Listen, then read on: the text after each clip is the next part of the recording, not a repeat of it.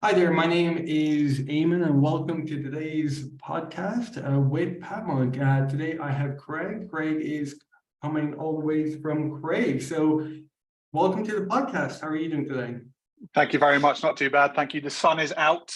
Very British to default to the weather, but the sun makes a massive difference over here.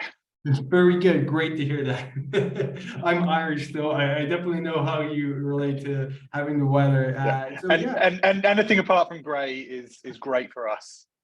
definitely. Well, like that starts thing off on a good note then. So for those who are listening in, tuning in and watching us today, what is it? Tell us a little bit about Crave and what it is you do.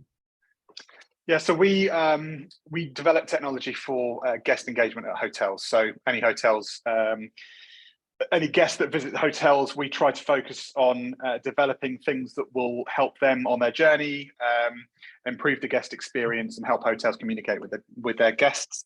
Our bread and butter is our bespoke in-room tablets that we supply to hotels all around the world. We're in Mexico, US, UK, all over Europe, all over Asia. So we're definitely a multinational business. But we develop a proprietary in-room tablet, which hotels can then use to sell in-room dining, advertise any services, send any messages to guests. They see massive ROI as a result as well, especially with resorts. We also do a QR code solution, which is the same CMS, so they get access to the same systems, but from their own mobile phone, so they don't have to download an app or anything. They just scan the QR code, they're onto the system. So if they're down on the beach or around a pool, they can order drinks from the phone. It's great. And yeah, we're focusing on where we can innovate and where we can help hotels communicate with their guests better. Perfect. So it's predominantly around the hotel industry and stuff like that. Yeah, Perfect. absolutely. And before we were jumping on the call, you're speaking a little bit about an exciting new update regarding digital video services. Can you maybe jump in and share a little bit about that? Yeah, absolutely. So as part of our innovation, obviously we talk to hotels all the time, and we're always looking for interesting new ways for guests to connect to hotels or hotels to connect with their guests. So we have launched fairly recently, and we'll be continuing to innovate our video services platform. So what that does is allows hotels to send out a really flexible URL. So that can be, attached to a website, attached to an email. It can be set as a QR code, literally anywhere you have a digital access, and it can be used on any device, and it will connect the guest instantly via video. So as if it's a phone call, but it's face to face, it's video, to any of your team, any agents you want. So if you've got a vacation club, or if you've got bookings that you want to connect people to, if you've got reception, or if you've got a concierge service you want to connect guests to. And the advantage being larger groups, larger hotels can consolidate their teams. There's a big push at the minute to try and find more efficiencies with staff, because there's a real staff crisis in hospitality at the minute.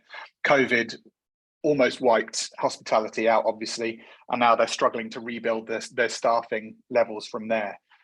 So they're trying to find new ways, and it's a great space to be in for technology at the minute, because there's so much cool innovation happening with trying to make things more efficient, trying to make hospitality work better. I guess like most industries, but hospitality is a really cool place to be. So yeah, it helps larger groups consolidate their agents, their functions. Multiple hotels can be served by the one team, while still retaining the face-to-face service, because we've all used chatbots, and they're great, but they can be a little bit frustrating to use, or they don't quite have the same sort of service or personal touch as talking to an actual human is. So we're trying to help hotels retain that kind of face-to-face service with their guests. Fantastic. Yeah, and it definitely is. So much, especially in travel, has changed so much over the last 2-3 years with COVID, and great to see, how the whole industry is adapting to this and pushing forward in new ways. And this is definitely, one way that people can do that, having that interactive. I like it when you're saying like ordering drinks through your phone by the bar, and just having fun using technology in great ways. So, when it comes to acquiring new clients, how important is how do you get them, or what kind of role does the website play in new client acquisition for Crave? For new clients, I mean, inbound's a massive focus for me. I come from a SaaS background before Crave. I'm relatively new to the role here, but it feels like it's been years, which is a great thing. But so we've focused massively on generating inbound inquiries. So the website's been even more important, and tech is massively important with that process. We're avid HubSpot users, so websites on the HubSpot CMS. We've got the sales guys use HubSpot all throughout the sales process, so that helps massively. We use a lot of PPC to drive traffic. We are focusing on our organic as well to drive traffic. But regardless of where the inquiry is coming from, obviously a website is a massive part of your strategy, just because it's got a huge amount of information there. We're finding more and more, and I'm sure other industries do. Most people have made their decision as to whether they think the product's useful for them before they've even spoken to a salesperson or SDR. So we obviously the website's a massive focus for us. Okay, and I mean, if there's one thing that you're saying that there's, let's say, room for improvement with what you're doing at the moment, is it, let's say, engaging with people? Is it improving upon that? Or I'd say, if I could maybe ask in two ways, what's working really well and what could maybe change up a gear or two? What's working really well is, I tell you what, our sales team are amazing at sales notes, really good at noting and analyzing the journey of the customer through the sales journey. So we can track when, and this is all basically HubSpot. I could be selling HubSpot here, couldn't I? But we can track right from when they click a PPC advert, which pages they're looking at, which videos they're playing. And this is also part of where I'd like to get more sophisticated. So I'm sort of answering both questions at the same time. But and the sales guys are great at picking those leads up. They're great at being proactive with getting in touch with people when they need to be. And they're amazing with sales notes, so we can learn more about the customer journey. I personally think one of the most important relationships in a business is between the sales and the marketing teams, because there's so much you can both learn from each other. There's some great data that marketing picks up on through doing keyword research, etc., that you can pass on to the sales guys, or topics that are really hitting off. But the sales guys, they're the guys that speak to the customers the most often. They're the ones that can really feed back to marketing how hot that lead is, whether we can be getting more targeted, where the people are in their buying journey, and how we can be better enabling them to sell and to get them over certain objections. So, or how we can pre-prepare leads to get over certain objections. So I think I'm very thankful for our sales team, who are honestly, they're amazing. They're incredible. I love them all. So very good. Shout out to our sales team. Great. I'm sure they're going to be happy when they see this. So switching gears a little bit, and let's talk about, let's say, you, Greg, you as a leader with the company, with marketing. I mean, what keeps you busy? Like, what does your day-to-day journey look like? I feel like a marketing magpie sometimes. I'm looking at everyone else doing really cool stuff, and I'm like, oh, we should do some of that for sure. Or you see some really cool feature.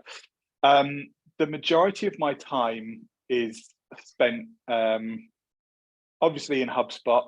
A lot of it's optimizing. A lot of it is looking at the journey, reading notes, looking at how people are being impacted by different parts of the site, setting up A/B tests, setting up some workflows or some sequences that work really well. I love a good dashboard. So I've got my dashboard set up with all my ROI. And a huge amount of my time, really, if I'm being honest, is basically sat on HubSpot looking at all the lovely data that we're getting in. But the rest of my time, I think I try to stay connected to the sales team, obviously, as much as we can. And also to our customer success team, our product team. I have weekly meetings with as many of these guys as possible, just to I believe in marketing you need to have it's such a multidisciplinary role. You need to be speaking to every part of the business as much as you can, and being a sponge, because you can sell, you're able to sell the product better the more you know about the products and the more you know what's around the curve. So talking to the product teams, or talking to leaders of the product teams, talking to customer success about, what challenges are those customers seeing at the moment? Is there anything we can do to engage them? Yeah, a huge part of my time is connecting with those guys. Perfect. No, that's perfect. Like, you have to know what's happening on other sides of the business and other sides of marketing. So I want to move into the rapid fire section. This was my favorite section. So are you ready for some questions? Keep it short and crisp. So you ready to jump in? I'll try. Yeah, let's go. There we go. So what was, very simple, last book you read? Oh my God. I don't really read. I listen to Blinkist, right? I love Blinkist. Jordan Peterson's 12 Steps, that one. It was quite good. He's a divisive figure, but he's some interesting stuff. Sorry, short. Okay, very good. And I mean, if there was, let's say you're starting all over again in the company, what was one word of advice, or what was one thing you'd do differently if you were to start again? Trust my instincts, and trust my experience with other industries to challenge assumptions that this industry has. Okay, great. And imagine, let's say, for some reason, whatever, people forgot everything that we just spoke about when it comes to Crave and everything that you just shared. What is one thing you'd like them to remember about Crave? Simple technological innovation for hotels.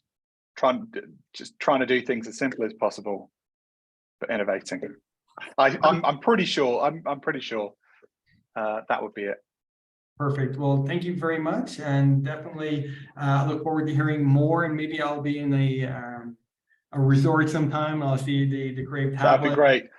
Yeah, if you ever see a Crave tablet, please don't throw it, but have a great time. Will do. And here, that viewers, don't throw it. Some words of advice from Craig. So thank you very much. And that is our podcast for today. All the best, and bye-bye. Thank you.